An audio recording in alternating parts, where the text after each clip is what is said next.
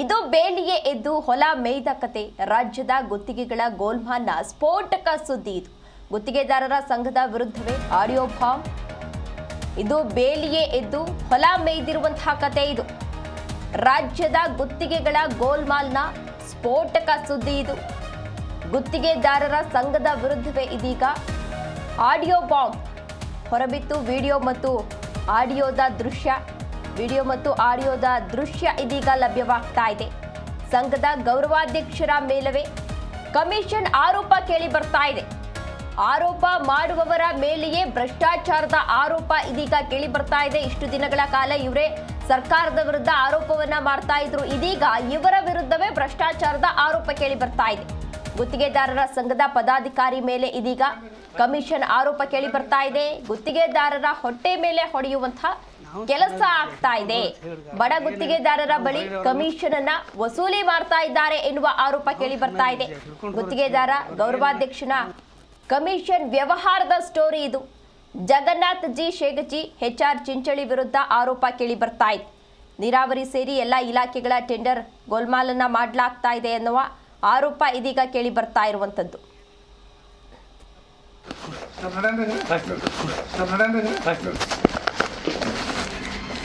ನಾವು ಸಣ್ಣವ್ರು ಹಿಡ್ಕೊಂಡು ಹೋಗುತ್ತೆ ಹೇಳಿದ ಅವ್ರಿಗೆ ಏನೇನು ನಾವು ಹೊರಗಿರೋರಲ್ಲಿ ನಾವು ಸಣ್ಣವ್ರು ಹಿಡ್ಕೊಂಡು ಹೋಗುತ್ತೆ ಹೇಳಿದ ಅವ್ರಿಗೆ ಏನೇನು ನಾವು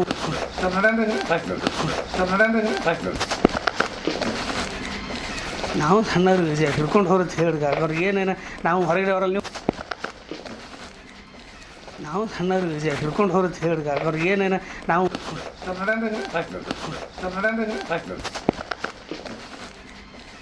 ನಾವು ಸಣ್ಣವ್ರು ಹಿಡ್ಕೊಂಡು ಹೋಗುತ್ತೆ ಹೇಳಿದ ಅವ್ರಿಗೆ ಏನೇನು ನಾವು ಹೊರಗಿರೋರಲ್ಲಿ ನಾವು ಸಣ್ಣವ್ರು ಹಿಡ್ಕೊಂಡು ಹೋಗುತ್ತೆ ಹೇಳಿದ ಅವ್ರಿಗೆ ಏನೇನು ನಾವು ಹೊರಗಿರೋರಲ್ಲಿ ನಾವು ಸಣ್ಣವ್ರು ಹಿಡ್ಕೊಂಡು ಹೋಗುತ್ತೆ ಹೇಳಿದ ಅವ್ರಿಗೆ ಏನೇನು ನಾವು ಹೊರಗಿರೋರಲ್ಲಿ ಅಲ್ಲಲ್ರಿ. ಈಗ ನಾ ಏನತ್ತೀನಿ, ಈಗ ನಾವು ಮತ್ತೆ ಇದನ್ನ ಕಮ್ಮಿ ಮಾಡ್ರಿ, ಅಲ್ಲ ಪರ್ಸೆಂಟೇಜ್ ಕಮ್ಮಿ ಮಾಡ್ರಿ. ಅಲ್ಲಲ್ರಿ ಇವು ಇದ್ರಾಗ ಕಮ್ಮಿ ಮಾಡ್ರಿ. ನನಗೆ ಹೆವಿ ಅದ್ರಿ ಅಲ್ಲಿ ಮಾಡ್ತೀನಿ ಸಾಹೇಬ್ರಿ. ನಾ ಬರೀ ಬನ್ನಿ ಇಲ್ಲಿ ಕೇಳ್ರಿ. ಈಗ ನಮಗೂ ಜರ ನೋಡ್ರಿ ಜರ ಏನಂತ ಬರ್ತಿಲ್ಲ. ಅಲ್ಲ ನಮ್ದು ಒಂದಿಲ್ಲ ಈಗ ಕಾಂಟ್ಯಾಕ್ಟರ್ ಆಗಿ ನೋಡ್ರಿ ನೀವು ಅಲ್ಲೇ ಕೂತ್ಮಾತಾರ ಹೇಳಿದ್ರು ನಾವ್ ಏನೋ ಏನ್ರಿ ನಮ್ ಊರು ಕಮ್ಮಿ ಆಗ್ತಿದ್ದಿಲ್ಲ. ಈಗ ಸಾಹೇಬ್ ಮಾತು ಇವ್ರಿಗೆ ಬರಲ್ಲ. ಅಲ್ಲ ಈಗ ನೋಡ್ರಿ ಹೋಗ್ಬಿಟ್ರಿ ಸಾಹೇಬ್ ಹುಷಾರ ಮುಗಿಸ್ಬಿಡು. ಮತ್ತೆ ಸಾಹೇಬ್ರು ನಾವು ಊರು ಕಮ್ಮಿ ಮಾತಾಡ್ತಿಲ್ಲ ಹೊಟ್ಟೆನ. ಈಗ ಅರ್ಧ ಕಮ್ಮಿ ಆಯ್ತು ನನಗೆ. ಈಗ ನಮ್ದು ಮುಗಿಸ್ರಿ ಕಾಕರ. ಈಗ ನಾವು ಸುಮ್ ಸಣ್ಣವ್ರದಿವಿ ಜಕ್ಕೊಂಡ್ ಹೋಗಿ ನೀವು ಅದೇನಂತಾರಲ್ಲ ನೀವು ಒಮ್ಮೆ ನಮಗೆ ಇಲ್ಲಿಗೆ ಹಾಕಿದ್ರಿ ಸರ್. ಇಲ್ಲ ಸರ್ ಇಲ್ಲ ನನಗೆ 2.5 ಹೆವಿ ಆಗ್ತದೆ. ಬರ 2% ಕೊಡ್ತೀನಿ. ಈಗ 3% ಅಂದ್ರೆ ಇಲ್ಲ ನಾವು ನಮ್ದು ನೋಡ್ರಿ ನಾವು ಸಣ್ಣವ್ರದಿವಿ. ಜರ ನೀವೇ ಇಡ್ಲಿಲ್ಲ ಅಂದ್ರೆ ಮತ್ತೆ ಅಲ್ರಿ. ಈಗ ನೀವು ಅಸೋಸಿಯೇಷನ್ದವ್ರು ನೀವು ನಮಗೆ ಹಿಡಿಬೇಕು, ಅವ್ರಿಗೆಲ್ಲ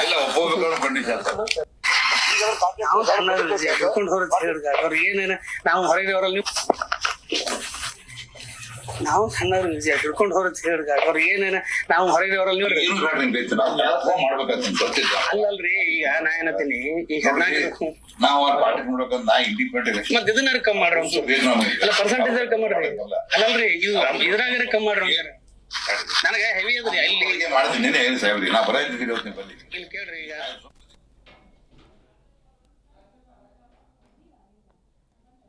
ಇದಿಷ್ಟು ಸಂಘದ ಪದಾಧಿಕಾರಿಗಳು ಹಾಗೂ ಬಡ ಗುತ್ತಿಗೆದಾರರ ನಡುವೆ ನಡೆದಿರುವಂತಹ ಸಂಭಾಷಣೆಯಾಗಿದೆ. ಇದ್ರ ಬಗ್ಗೆ ಹೆಚ್ಚಿನ ಡೀಟೇಲ್ಸ್ ಅನ್ನು ನೀಡಿದ್ದಾರೆ ನಮ್ಮ ಪ್ರತಿನಿಧಿ ರಾಜಪ್ಪ ಸುತ್ತೂರು. ರಾಜಪ್ಪ, ಇಷ್ಟು ದಿನ ಸರ್ಕಾರದ ವಿರುದ್ಧ ಆರೋಪವನ್ನ ಮಾಡ್ತಾ ಇದ್ರು. ಈಗ ಇವರ ಮೇಲೇನೆ ಗಂಭೀರವಾದಂತಹ ಆರೋಪ ಕೇಳಿ ಬರ್ತಾ ಇದೆ. ಏನಂತ ಆರೋಪ ಕೇಳಿ ಬಂದಿದೆ? ಏನ್ ಡೀಲ್ ಮಾಡ್ಕೊಂಡಿದ್ದಾರೆ? ಎಷ್ಟು % ಕಮಿಷನ್ ಬೇಕು ಅಂತ ಹೇಳಿದ್ದಾರೆ?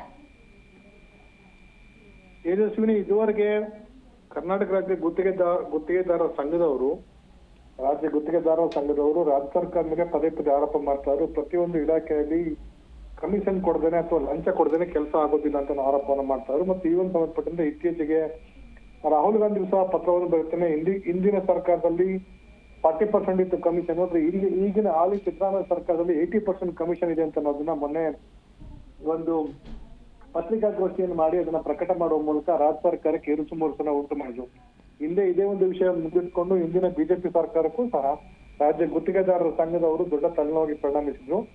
ಈ ಸರ್ಕಾರಕ್ಕೂ ಇದನ್ನೇ ಮುಂದುವರೆಸಿದ್ದಾರೆ.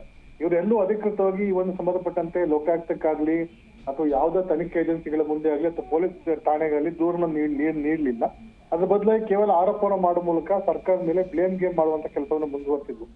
ಈಗ ಅದೇ ರಾಜ್ಯ ಗುತ್ತಿಗೆದಾರರ ಸಂಘದ ಪದಾಧಿಕಾರಿಗಳ ವಿರುದ್ಧ ಕಮಿಷನ್ ಆರೋಪ ಬಂದಿದೆ. ಅದು ಏನಂದ್ರೆ ಸಣ್ಣ ಪುಟ್ಟ ಗುತ್ತಿಗೆದಾರರಿಂದ ಇವರು ಕಮಿಷನ್ ಪಡ್ಕೊಂಡು ಹೆಚ್ಚಿನ ದೊಡ್ಡದ ಈ ಸರ್ಕಾರದ ಗುತ್ತಿಗೆಗಳನ್ನ ಇವರು ಡೀಲ್ ಮಾಡ್ಕೊಡ್ತಾರೆ. ಮಧ್ಯದಲ್ಲಿ ಮಧ್ಯವರ್ತಿಯಾಗಿ ಕೆಲಸ ಮಾಡುವ ಮೂಲಕ ರಾಜ್ಯ ಗುತ್ತಿಗೆದಾರರ ಸಂಘವೇ ದೊಡ್ಡ ಡೀಲರ್ ಆಗಿದೆ ಅಥವಾ ಇವರೇ ಕಮಿಷನ್ ತೆಗೆದುಕೊಂಡು ಸಣ್ಣ ಗುತ್ತಿಗೆದಾರರಿಗೆ ಗುತ್ತಿಗೆನ ಕೊಡಿಸುವಂತ ಕೆಲಸವನ್ನು ಮಾಡ್ತಾರೆ ಅಂತ ಆರೋಪಕ್ಕೆ ಗುರಿಯಾಗಿದೆ. ಈ ಒಂದು ಸಂಬಂಧಪಟ್ಟಂತೆ ಸಣ್ಣ ಗುತ್ತಿಗೆದಾರರು ಈ ಕರ್ನಾಟಕ ರಾಜ್ಯ ಗುತ್ತಿಗೆದಾರರ ಸಂಘದ ಗೌರವಾಧ್ಯಕ್ಷ ಅಂತ ಜಗದೀಶ್ ಶೇಖಜಿ ಅವರನ್ನ ಭೇಟಿ ಮಾಡಿರುವಂತ ಒಂದು ಆಡಿಯೋ ಮತ್ತು ವಿಡಿಯೋ ಈಗ ವೈರಲ್ ಆಗಿದೆ. ಈ ಒಂದು ಆಡಿಯೋ ಮತ್ತು ವಿಡಿಯೋ ಬಗ್ಗೆ ಇನ್ನೂ ಸಹ ಸ್ಪಷ್ಟನೆಯನ್ನು ಸಂಘದಿಂದ ಆಗ್ಲಿ ಅಥವಾ ಬೇರೆ ಯಾರು ಸಹ ನೀಡಿಲ್ಲ. ಈ ನಿರ್ದೇಶಕರಂತ HR ಚಿಂಚಳಿ ಅವರು ಈ ಒಂದು ಗುತ್ತಿಗೆದಾರರಿಗೆ ಬೆದರಿಕೆ ಹಾಕಿರುವಂತದ್ದು ಅಥವಾ ಏನು ಶೇಖಜಿ ಅವರು ನೀವು ಮೊದಲು ಆರಂಭದಲ್ಲಿ 3% ಕಮಿಷನ್ ಕೊಟ್ಟರೆ ನಾವು ಕೆಲಸವನ್ನ ಮಾಡಿಸ್ಕೊಡ್ತೇವೆ ಅಂತ ನಂತರದ ಅಂತಿಮವಾಗಿ ನಾವು ಸಣ್ಣ ಗುತ್ತಿಗೆದಾರರು ನಮ್ಗೆ ಆರ್ಥಿಕವಾಗಿ ಅಷ್ಟೊಂದು ಸಬಲರಾಗಿಲ್ಲ, ಹಾಗಾಗಿ 2% ಕೊಡ್ತೇವೆ ಅಂತ ಒಂದು ಮಾತನ್ನ ಹೇಳಿದ್ದಾರೆ. ಅವರು ಅಂತಿಮವಾಗಿ 2.5%ಗೆ ಆ ಒಂದು ಡೀಲ್ ಅನ್ನ ಕುದುರಿಸಲಾಗಿದೆ.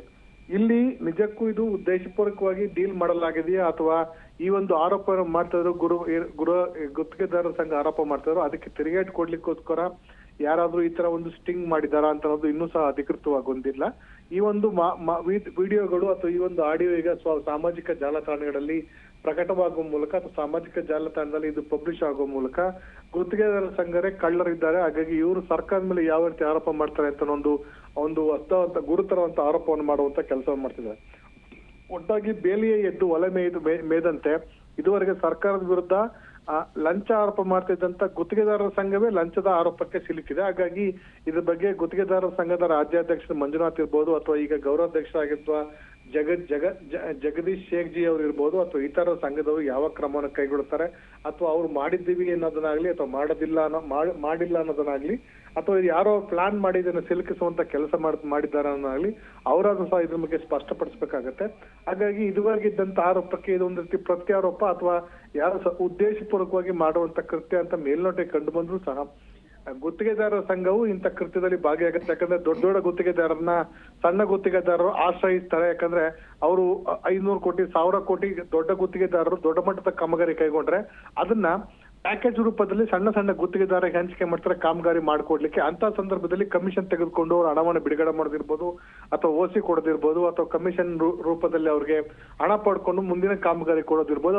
ಅದು ಸಹಜವಾಗಿ ನಡೆಯುವಂತ ಪ್ರಕ್ರಿಯೆ. ಹಾಗಾಗಿ ಇಂತಹ ಒಂದು ಘಟನೆ ನಡೆದಿರುವಂತ ಸಾಧ್ಯತೆ ಇದೆ.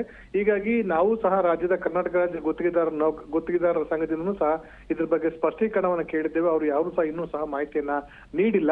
ಮಧ್ಯಾಹ್ನದ ನಂತರ ಅದು ಒಂದು ಮಾಹಿತಿ ಲಭ್ಯವಾಗುವಂತ ಸಾಧ್ಯತೆ ಇದೆ. ಒಟ್ಟಾರೆಯಾಗಿ ಇದೊಂದು ರೀತಿ ಆರೋಪ ಮಾಡ್ತಿದ್ದಂತವರ ಮೇಲೆ ಆರೋಪ ಬಂದಿರುವಂತದ್ದು ಒಂದು ಸೂಕ್ತವಾದಂತದ್ದಲ್ಲ.